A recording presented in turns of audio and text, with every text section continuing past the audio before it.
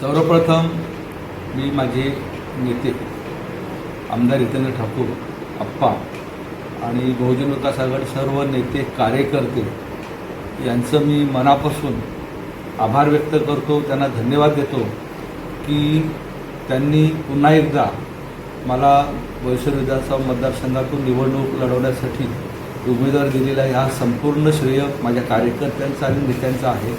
त्याच्यामुळे मला खूप या गोष्टीचा आनंद वाटतो आहे। आणि येणारी विधानसभेची निवडणूक मी मागच्या 5 वर्षाच्या कामकाजाच्या जोरावर जी केली लोकांचा संपर्क आणि विविध प्रकारची कामं आहेत त्या कामाच्या जोरावर मी जनतेमध्ये जाऊन त्यांना व्यवस्थित प्रचार यंत्रणा राबवून मी ही निवडणूक जिंकण्याचा आशावाद ठेवलेला आहे। आजचा जो तरुण वर्ग आहे यांना मी आवाहन करेन, राजकारण हा एक खूप चांगला मार्ग आहे लोकांची सेवा करण्याचा, लोकांपर्यंत पोहोचण्याचा, आणि त्याच्यामुळे तरुणांनी जास्तीत जास्त ह्या राजकारणामध्ये सक्रिय झालं पाहिजे। आज त्या तरुणांची समाजाला खूप गरज आहे। आजचा तरुण शिकलेला आहे, हुशार आहे आणि चांगलं वाईट त्याला तिची समज आहे। त्याच्यामुळे ही लोकशाही बळकट करण्याच्या दृष्टिकोनातून तरुणांनी जास्तीत जास्त ह्या मतदान आणि निवडणूक या प्रक्रियेमध्ये सामील झालं पाहिजे।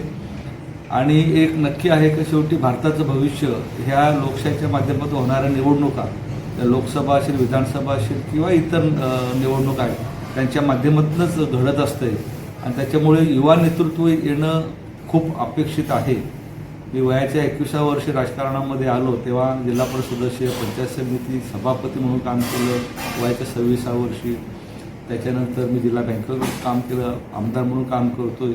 आणि निश्चितच माझा जो कार्यकाल मला मिळाला ज्या ज्या पदांचा त्या पदांवर राहून मी लोकांची चांगली कामं करण्याचा एक प्रामाणिक प्रयत्न केलेला आहे। मागच्या 5 वर्षाच्या आमदारकीच्या टर्ममध्ये मी खोडोपडी लाईट, रस्ते, पाणी याची व्यवस्था एक करण्यामध्ये यशस्वी ठरलो।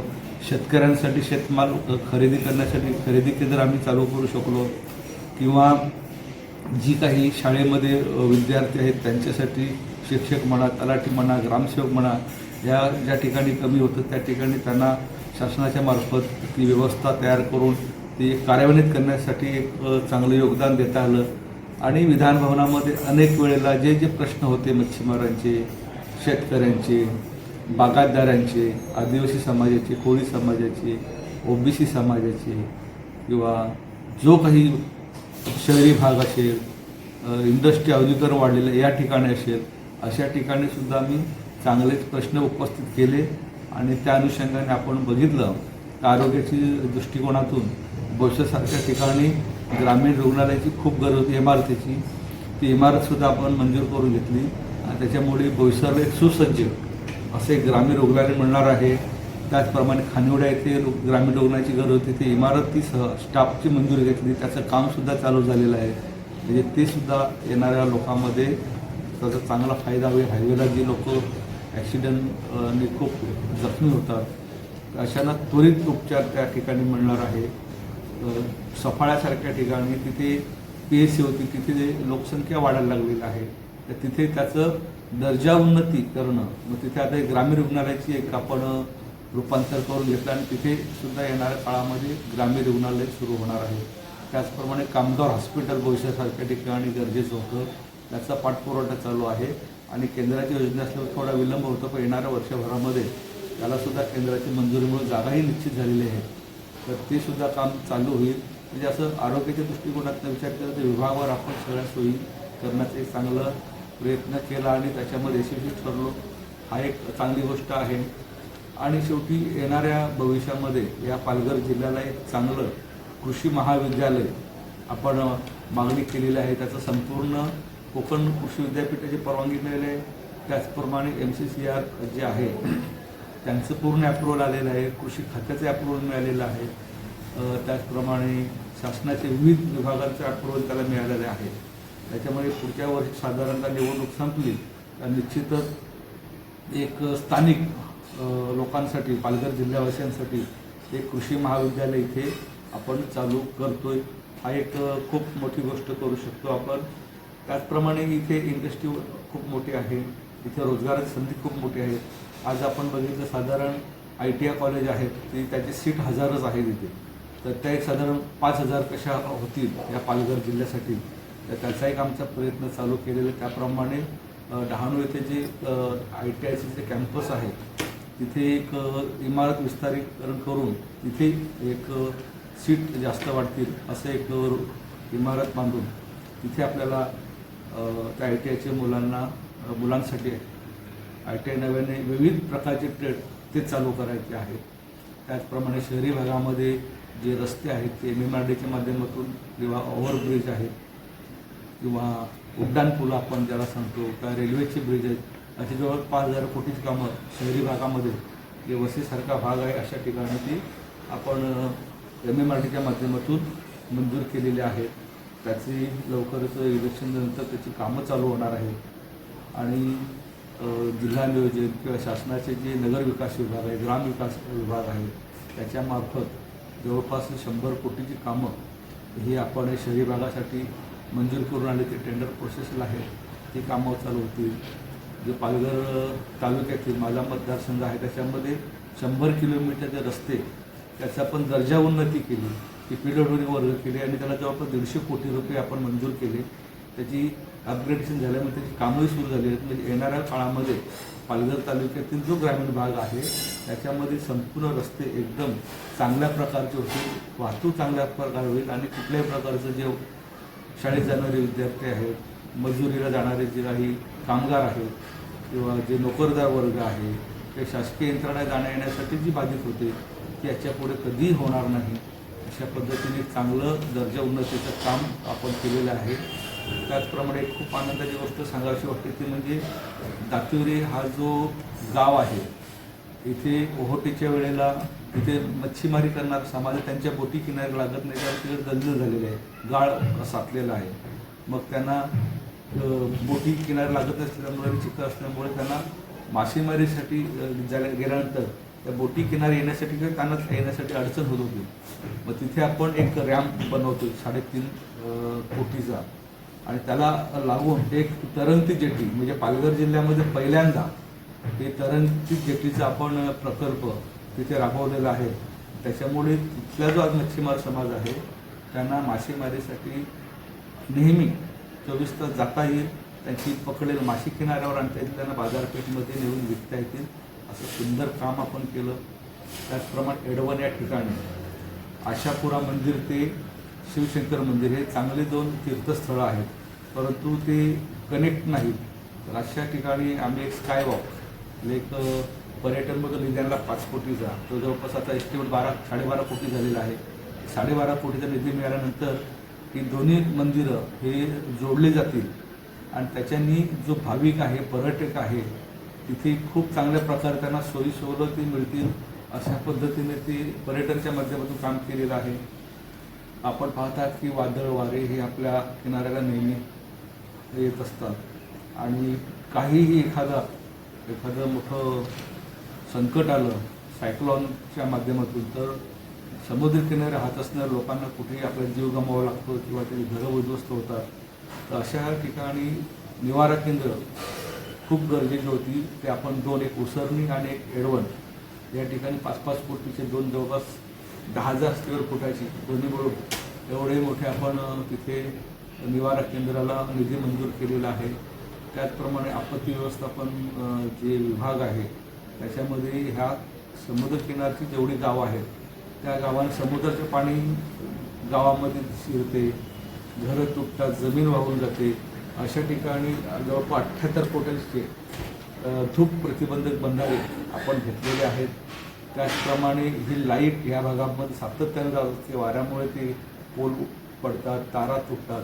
मग भूमिगत केबल हे जवळपास 200 कोटीची इथून एडवण ते झाईबोर्डीपर्यंत जवळ 200 कोटीची ती स्कीम आपण बनवलेली आहे. म्हणजे किनारपट्टीचा जो भाग आहे त्या भागाला कधी वीज जाणार नाही किंवा वीजच्या धक्क्यामुळे कोणाचा जीव जाणार नाहीत अशा पद्धतीने आपण ते काम केलेलं आहे. दुसरी त्याच्यामध्ये एक पाण्याच्या योजनेच्या बाबतीमध्ये बघितलं आपण तर सफाळा 17 गावांची योजना आहे, झांजिरोली अंबोर्जी आहे 18 गावांची योजना, त्या जुन्या होत्या तर त्या अपग्रेड करून त्यांना एक चांगला निधी केला, त्याचं काम चालू केलं. त्याच्यामुळे जी एकदम टेंबी खोडावे म्हणा किंवा तातिवरे, कोरे, खारडी ही जी गावं नेहमी पाण्यापासून वंचित राहायची किंवा पाणी स्लो जायचं, लिकेज असल्यामुळे त्या लोकांना 2-2, 3-3 दिवस पाणी मिळत नव्हतं. तर अशा ठिकाणी सुद्धा त्या योजना बनवल्यामुळे त्या लोकांना कायमस्वरूपी येणाऱ्या भविष्याच्या काळामध्ये तो लाभ पाण्याचा मिळणार आहे आणि ही गावं पाण्यायुक्त होणार आहेत, टंचाई मुक्त होणार आहेत. त्याच्यामुळे तो एक माझ्या 5 वर्षाच्या कालामध्ये प्रयत्न केला. वसई तालुक्यामध्ये 21 गावांची योजना आहे, जी चांदीप झाला, उसगाव झालं, किल्ले, करंजोन, सायवन, मिळे, वडगर, कळंबोन, भिनार, आडणे या सगळ्या गावांना 21 कोटी योजना आपण इथे सँक्शन केलेली आहे आणि त्यांना याच्यापुढे एकही पाडा त्या पाड्यातलं घर पाण्यापासून वंचित राहील. त्याच्यामध्ये सकोर गावसुद्धा आलं, त्याच्याने सेपरेट योजना बनवलेल्या आहेत. भारोळ आलं म्हणजे कुठल्याही वसई तालुक्यातलं पूर्व भागातलं गाव आहे, या ठिकाणी पाणी येणार नाही का मिळणार नाही या सूर्याचं असं एकही गाव वंचित आपण ठेवलेलं नाहीत. म्हणजे पालघर तालुका आणि वसई तालुका येणाऱ्या काळामध्ये अतिशय चांगल्या पद्धतीने पाण्याची सुविधा उपलब्ध करून आपण देतोय आणि नागरिकांसाठी चांगलं काम मी या 5 वर्षामध्ये करू शकलो हे मला अभिमानाने सांगता येईल. त्याचप्रमाणे शेतकऱ्यांसाठी आपण विचार केला तर भात खरेदी केंद्र नव्हती त्याच्या अगोदर, मग शेतकरी भात जर लावायचा म्हटलं तर त्याचं विकायचं कुठे, व्यापारी त्याची लुटमार करत होते. 1100-1200 रुपये क्विंटल मी त्यांच्याकडनं भाव देऊन ती घ्यायची. मग ह्या भागामध्ये साधारण पालघर तालुक्याचा विचार आपण केला तर बरामपूर, त्याच्यानंतर वरई फाटा, लालठाणे, चहाडे, हालोली जिथे तिथे गोडाऊन उपलब्ध झाली त्या ठिकाणी आपण भात खरेदी केंद्र चालू केले. वसई तालुक्यामध्ये शिरवलीला चालू केलं, मेढ्याला चालू केलं, मध्यंतरी भिनारला चालू केलं आणि त्या बाबतीमध्ये कधी मागच्या वर्षी गोडाऊन मिळत नव्हती तर माझी स्वतःची पोल्ट्री शेड आहे ती उपलब्ध करून दिली. परंतु शेतकऱ्यांचं जास्तीत जास्त भात खरेदी केला आणि जवळ 2500 रुपये त्यांना भाव मिळाला. म्हणजे शेतकरी हा समृद्ध झाला. भात शेती लावण्यामध्ये तो पुढे अग्रेसर झाला आणि पुढे आला. त्याच्यामुळे शेतकऱ्यांच्यासाठी पण आपण चांगल्या प्रकारे काम करू शकलो. वेळोवेळी जे काही विम्याचे पैसे मिळत नाही त्या बाबतीमध्ये आपण शेतकऱ्यांना एक विमा कंपनीशी बोलून विमा लवकर त्यांना कसं देता येईल अशा पद्धतीने त्यांना सूचना केल्या. काही काहींना मिळालंसुद्धा, काही काहींना त्या प्रक्रियेमध्ये थोडं काही गोंधळ असल्यामुळे मिळालं नसेल कदाचित, परंतु मोस्ट ऑफ शेतकऱ्यांना आपण तो लाभ देऊ शकलो याचंही मला खूप मोठं समाधान आहे. म्हणजे अशा विविध प्रकारच्या योजना आणि अल्पसंख्याक समाज आहे, दलित समाज आहे, त्यांच्या एकही गाव असं नाही, आदिवासी पाडे आहेत तर तिथे आपण रस्ते केले नाहीत, अंतर्गत रस्ते, जोड रस्ते आहेत, लाईट आहेत जी सिंगल फेज आहे ते 3 फेज झाली पाहिजे, आदिवासी पाड्यापर्यंत गेलं पाहिजे. अशासाठी एक आपण चांगलं जिल्हा नियोजितच्या माध्यमातून एक एस्टिमेट बनवलं आणि ते त्या आदिवासी भागामध्ये आपण ते लाईन 3 फेज करतोय. त्याच्याने काय होणार आहे, संपूर्ण आदिवासी भाग आहे हा चांगल्या प्रकारे लाईट तिथे जाणार आहे आणि एक ढेकाळा या ठिकाणी सबस्टेशनला जागा मिळून तिथे एक आपण 200 kVचं एक सबस्टेशन बनवतो जेणेकरून जो ग्रामीण भाग आहे पालघर तालुक्याचा, मग त्याच्यामध्ये गांजा, ढेकाळा, वैरीपोंडा, जायशेत, खैरे, दैसर, साखरे, नावजे, हालोली, बोट, सावरे, इंगूर, कुडे ही जी 25 गावं आहेत त्या 25 गावांच्या पावसाळ्यामध्ये खूप वीज पुरवठा खंडित होतो आणि ही कायमस्वरूपी समस्या अनेक वर्षापासून होती. परंतु त्यांचं सबस्टेशन हे सावरखंड असल्यामुळे ती जवळपास 70 किलोमीटरची लाईन फिरून त्या गावागावाला जात होती आणि कुठेतरी एका ठिकाणी ट्रिप झाला तर तो संपर्क म्हणजे लाईटच जात होती. तर तो एक प्रयत्न करून ती त्याची इरिगेशन डिपार्टमेंटची जागा होती ती आपण मिळवली आणि ते MSCBला आता वर्ग करतो. आता येणाऱ्या काळामध्ये ही जी गावं आहेत त्याचा कायमस्वरूपी हा प्रश्न निकाला येणार आहे, फुल व्होल्टेज लाईट येणार आहे. हा एक आपण चांगलं काम करू शकलो.